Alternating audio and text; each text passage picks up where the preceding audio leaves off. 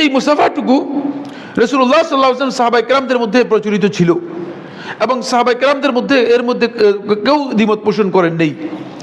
ফলে সহিহ বুখারী রিওয়ায়াতের মধ্যে এসেছে, কাতাদা রাদিয়াল্লাহু তাআলা বর্ণনা করেন, তিনি বলেন, কুলতু লি আনাস রাদিয়াল্লাহু তাআলা আনহু, আমি প্রশ্ন করলাম আনাস ইবনে মালিক রাদিয়াল্লাহু তাআলা আনহুকে, আকানাতিল মুসাফাহাতু ফি আসহাবিন নবী সাল্লাল্লাহু আলাইহি ওয়াসাল্লাম, নবী সাল্লাল্লাহু আলাইহি ওয়াসাল্লাম সাহাবায়ে কেরামদের মাঝে কি মুসাফা প্রচলিত ছিল কিনা, মানে সাহাবায়ে কেরাম যারা আছে তারা মুসাফা করতো কিনা? ক্বালা নাআম, তিনি বলেন হ্যাঁ, সাহাবায়ে কেরামরা মুসাফা করতেন। সাহাবায়ে কেরামদের আমল সাব্যস্ত হয়েছে। এই বক্তব্য থেকে বোঝা যায় এটা সাহাবায়ে কেরামদের ইজমা, সাহাবায়ে কেরামদের মধ্যে কারো দ্বিমত ছিল না মুসাফায়ের ব্যাপারে। যদি দ্বিমত থাকতো তাহলে আনাস ইবনে মালিক রাদিয়াল্লাহু তাআলা অবশ্যই বলতেন যে হ্যাঁ, সাহাবায়ে কেরামদের মধ্যে কেউ কেউ বলছে যে মুসাফা না করলেও চলবে, বরং এটা সাহাবায়ে কেরামদের আমল সুন্নাহ।